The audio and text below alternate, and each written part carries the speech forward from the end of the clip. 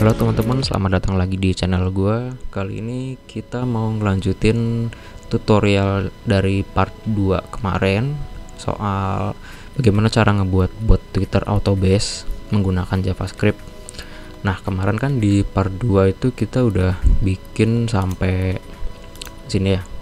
Kita udah bikin file app.js, terus kita udah nginstal beberapa modul, diantaranya course, terus kita nginstal Express juga yang merupakan framework buat server untuk JavaScript. Terus kita juga nginstal modul tweet. Ini buat mempermudah kita buat menggunakan API yang disediakan oleh Twitter. Nah, kita kan udah nyiapin itu semua kemarin di part 2. Nah, selanjutnya kita juga kalau misalnya kalian mau nge-push project kalian ini ke GitHub gitu ya, menggunakan Git, jangan lupa juga kalian buat file yang namanya git ignore. Terus kalian tulis node modulesnya ini supaya nanti node modulesnya nggak akan ke-push ya ke Git kalian, ke GitHub kalian. Nah, terus sebelum kita mulai, kita harus ngeinisialisasi dulu nih server kita menggunakan Express tadi yang kemarin kita udah install. Nah, gimana caranya? Caranya tuh kalian baca aja di dokumentasinya ini, Express.js. Nih. Terus kalian ke getting started, terus hello world. Nah, ini dia caranya, simple, cuma segini aja. Jadi kalian harus nge-import dulu si Expressnya. Nih, tinggal di require. Gua nggak usah di copy ya, biar tulis manual aja. Post Express sama dengan require Express. Nah, nih, kalau misalnya kalian udah install Express pasti ada tulisan gininya. Kalau di VS Code ya, kalau di IDE lain harusnya ada juga sih. Terus n, terus apalagi cons app gini, app sama dengan Express, terus cons port sama dengan 3000 deh. Kita pakai port 3000 buat di lokal, server lokal. Nah, terus kita harus buat inisialisasinya, buat ngeceknya, kita pakai ini request get dengan rootnya, itu root basicnya, ini root base nya app.get ini. Terus dia nerima argumen, nerima parameter request, response, dan next. Ini callbacknya function. Di sini kita tulis aja res send, jangan res JSON,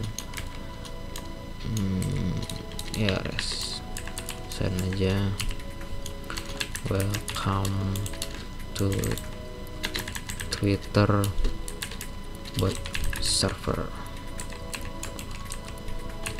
Oke, ini kita udah bikin base rootnya buat server kita.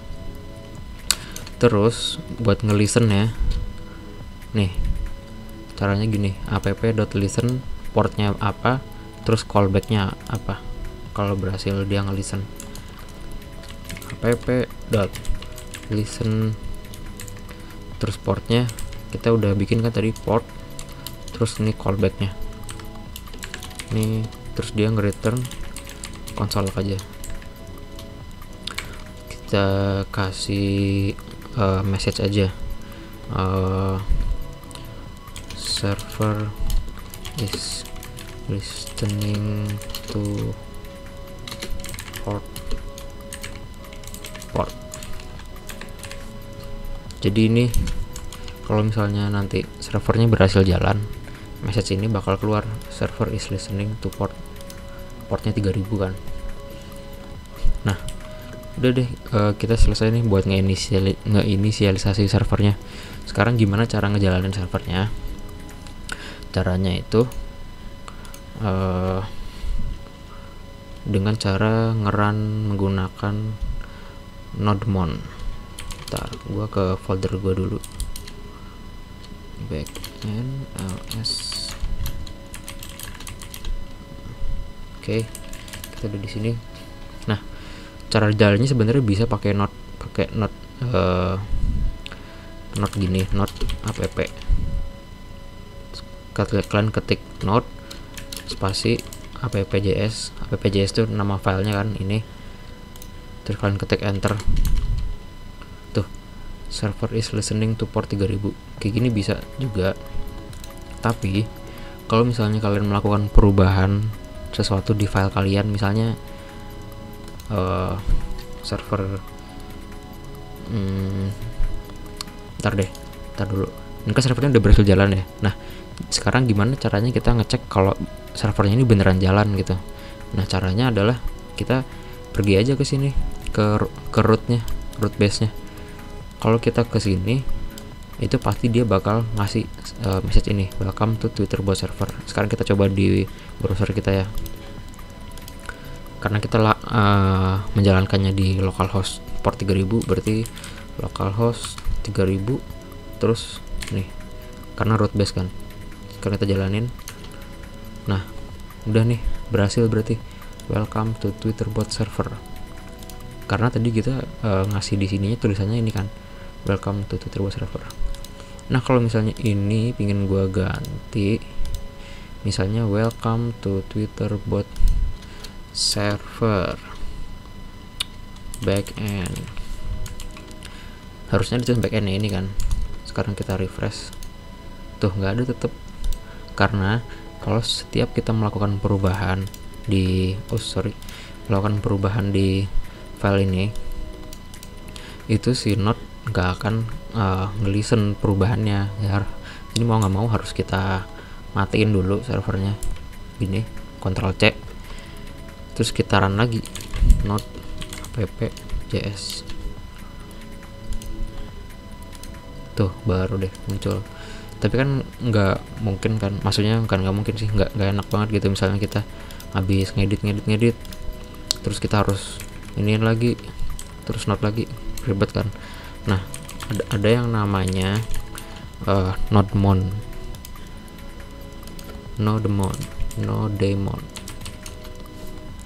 Nih, jadi nodemon ini itu ya fungsi simpelnya sebenarnya buat jika kita melakukan perubahan di file kita, si nodemon ini nanti bakalan ngelisten perubahan, jadi kita nggak perlu nge-restart server lagi.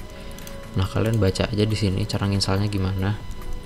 Nih, tinggal di npm install min-g nodemon. Min-g ini artinya diinstal di global di komputer kalian.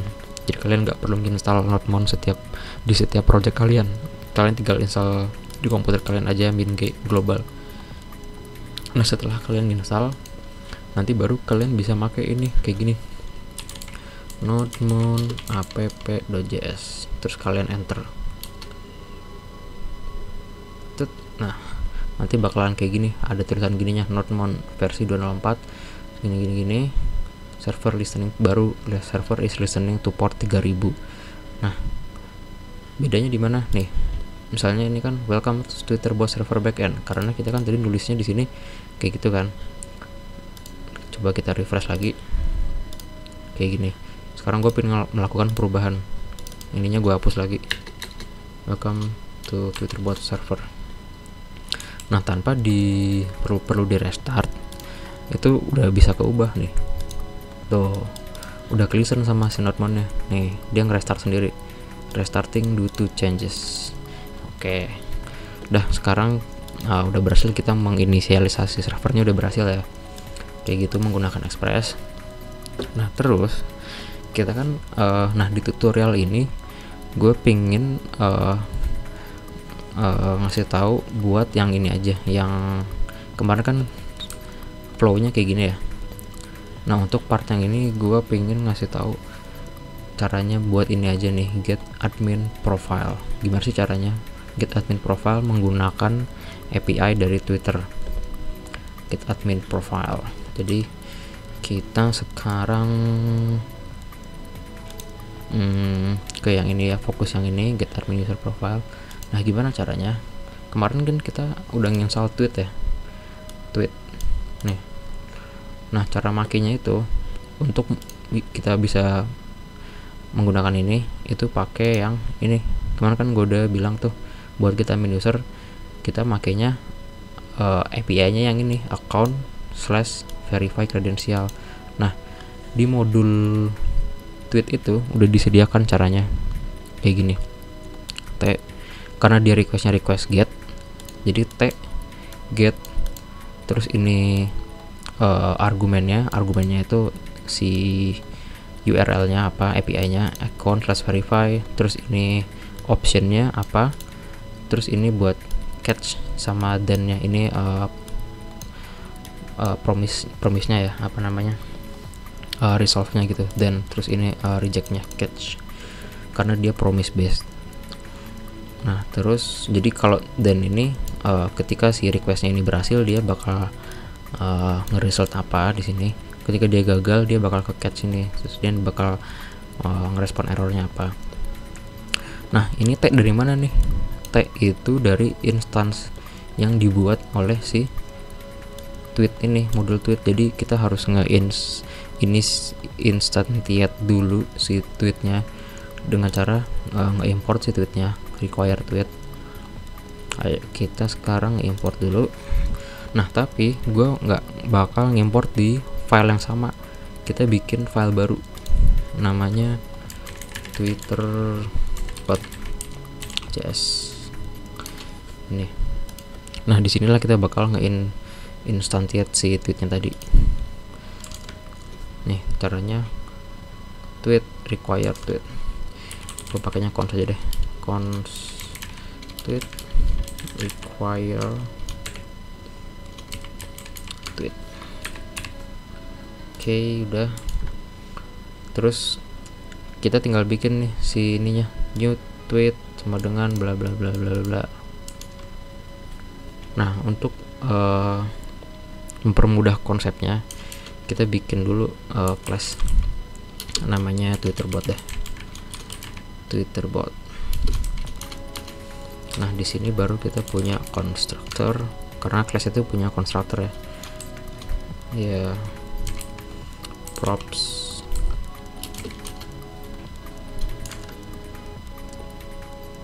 udah gini, baru di sini kita ngebuat si fieldnya. Nah jadi kalau di contoh ini kan dia nge-instantiate-nya kayak gini ya. Nah kita nge-instantiate-nya di dalam konstruktornya. Jadi tulis aja this tag sama dengan new tweet sama dengan gini, apa aja tuh, ada consumer key, nanti di sini ada props.consumer key,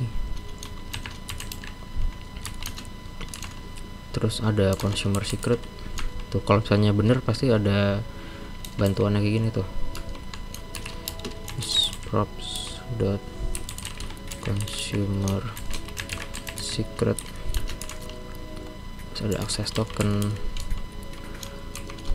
props.access token sama access token secret.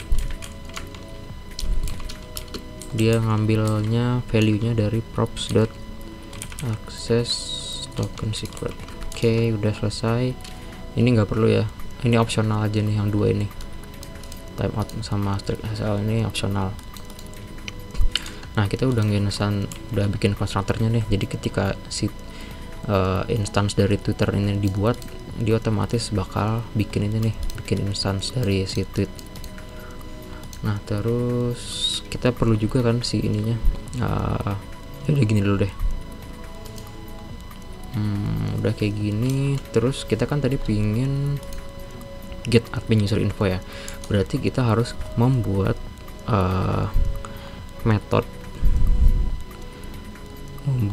class method untuk ini memproses get admin user info. Tulis aja get admin user info. Kita buat method ini Nah di sini baru deh kita menggunakan ini tadi nih, mana tadi, ini dia T get account verify credentials, ini options. Berarti kan dia kan T nih ya, t.get, berarti kita ngambilin dari sini, this t.get, this t. Tuh kalau misalnya bener ada ininya .get. Nah ininya API nya ini account verify credential, bener nggak tulisan gua, credentials. Oke. Terus ini ada optionnya, gue nggak tahu sih ini buat apa. Skip status true. Nah terus di sini callbacknya,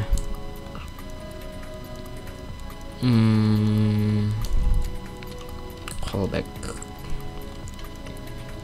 Nah tapi karena ini dia promise ya, ini kan promise based, kita karena nanti kita mau menggunakan si method ini di sebagai proses asinkronos, berarti kita harus nge-return promise di sini, nge-return new promise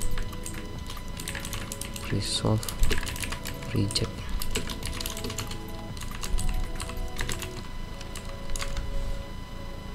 Udah kayak gini. Nah ini kan sebenarnya promise ya,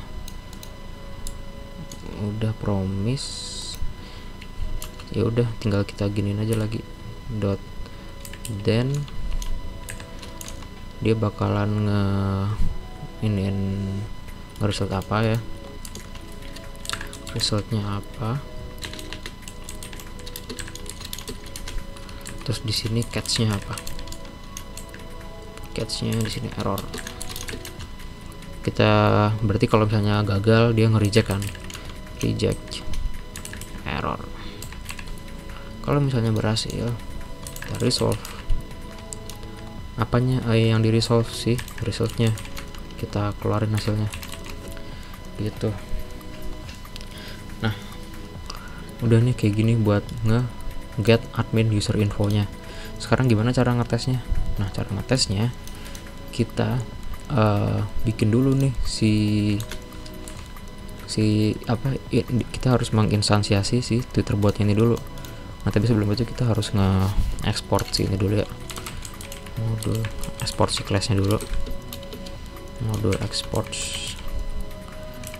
Twitter bot.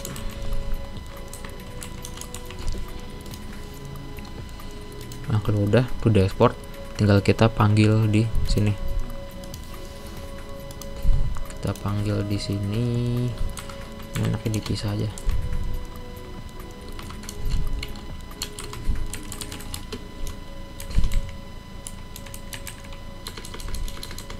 Kita bikin gini aja, require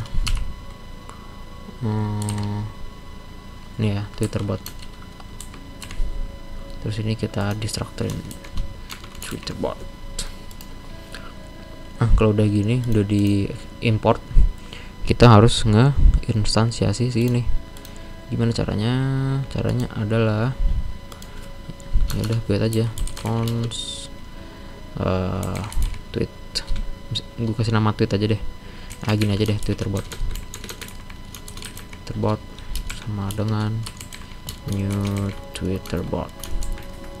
Nah karena dia membutuhkan argumen kan, argumennya apa? Argumennya itu nih props, dia nerima 1. Berarti kita di sini karena gue di sini nulisnya props dot, berarti ini kan berupa objek ya. Nah kita harus masukin ini berupa objek, 1 argumen yang berupa objek gini, yang isinya ada consumer key, consumer secret, dan lain-lain.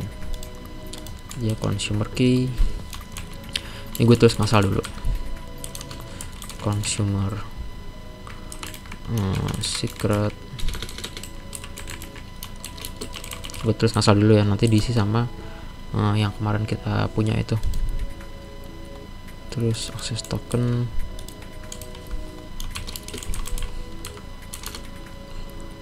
dan access token secret.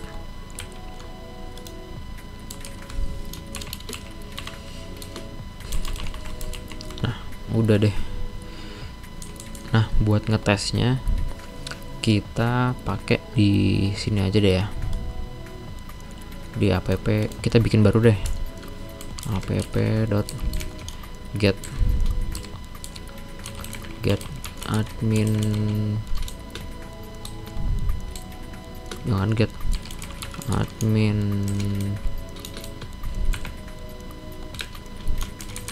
profile,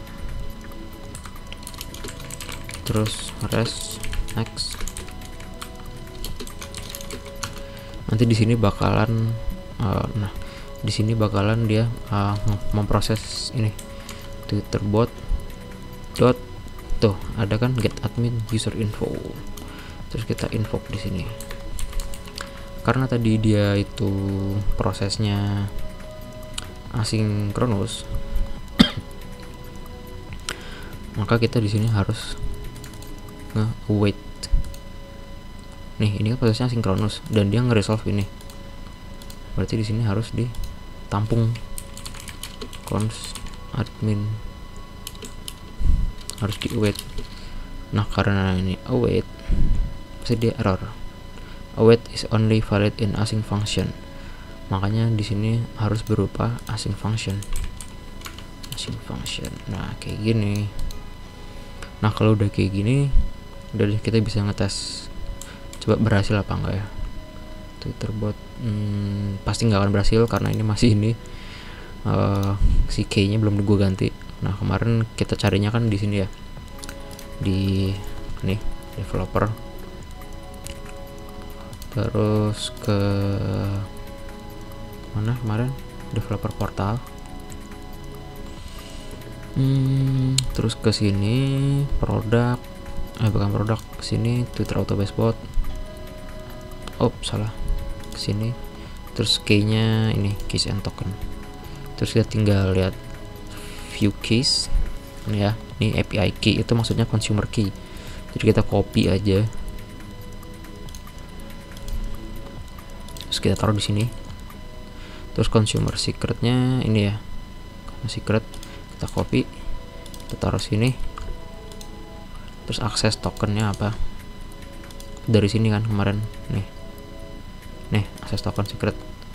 Nah, karena ini cuman bisa dibaca sekali, nggak bisa di view case kayak gini ya, jadi kita mau nggak mau ya ini nih harus nge-regenerate lagi, regenerate dulu. Makanya kalau bisa disimpan dulu sih di note gitu, jadi kalian nggak perlu regenerate terus. Yes, regenerate. Nah, ini akses tokennya kalian copy ya, terus kalian masukin ke sini akses token secretnya ini kalian copy, terus kalian masukin ke sini. Udah, semoga bisa nih ini. Terus kita, supaya kita tahu isinya admin ini apa ya, kita res aja deh ke ini, ke web, ke browser kita lihat kayak gini. Yap, kita coba ya, ini harusnya nggak error.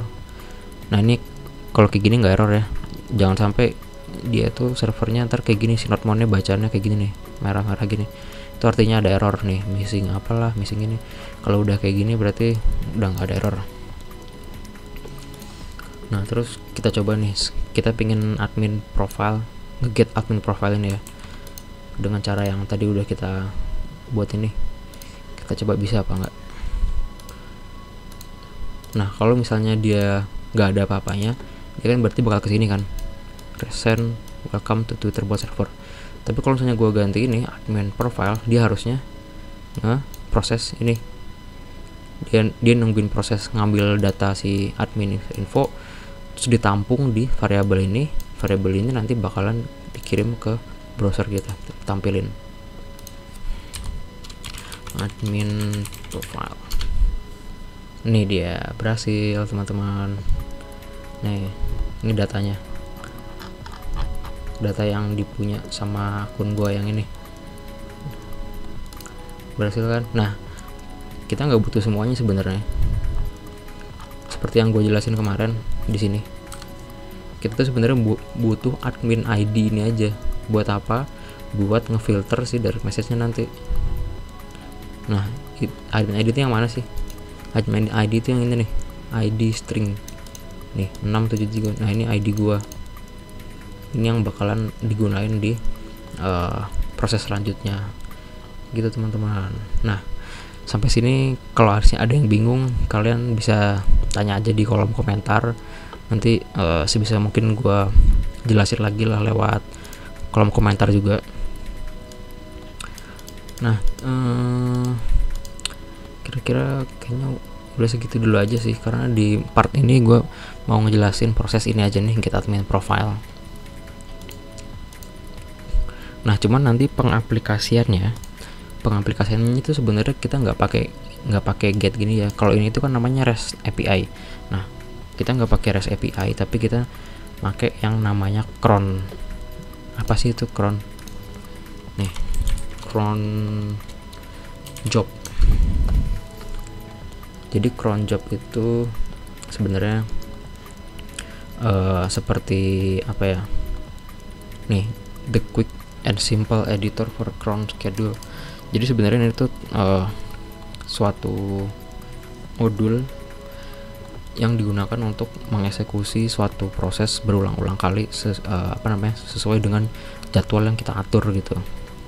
Misalnya kita pengen mengeksekusi suatu proses di jam 1 siang, nah itu bisa pakai cron ini. Nah, kalau Twitter ini kan kita juga pengen kayak gitu kan, konsepnya sama kan. Kita pengen mengeksekusi proses yang siklus itu secara berulang-ulang setiap berapa menit gitu kan. Nah, itu bisa di sini. Nah, kita makainya cron ini. Cron Tab Guru ini sebenarnya ini ya kayak website buat simulator gitu. Jadi kalau jadi cron itu ada 5 bintang kayak gini. Kalau di ininya ada 6 sih. Cuman kita cari aja di cron npm.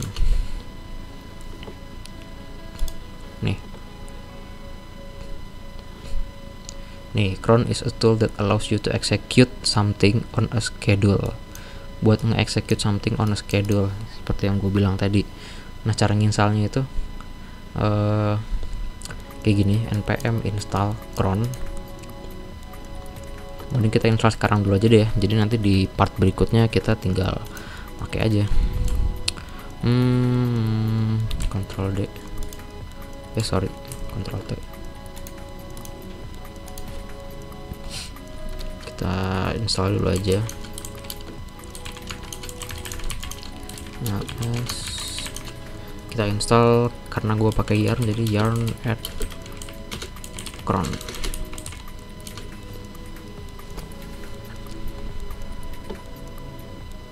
Kita tunggu installnya. Udah berhasil tuh.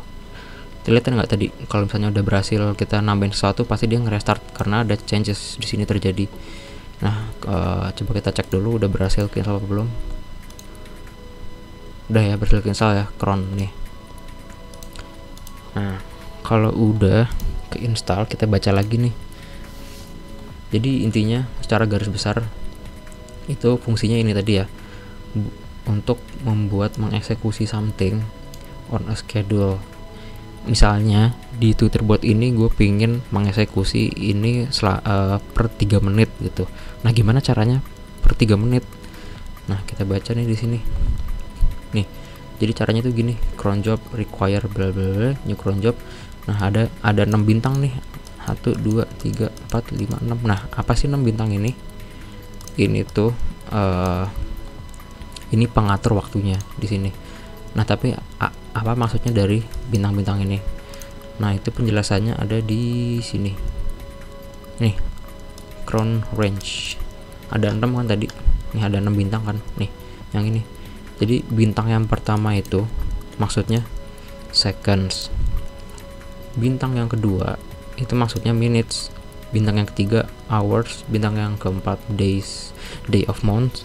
Terus yang kelima itu months-nya, bulannya, mau tiap bulan apa. Dan yang terakhir itu day of week, dia itu di hari ke apa gitu. di minggu itu. Nah, nanti cara makainya gue bakal jelasin di part 3, nggak di part ini karena kalau gue jelasin makin kepanjangan aja ntar. Jadi di part ini tadi lebih fokus ke ini aja ya, kan kita udah tadi. Nah, terus yang cron ini tadi gue cuman ngejelasin secara singkat aja seperti apa sih, untuk apa sebenarnya modul ini.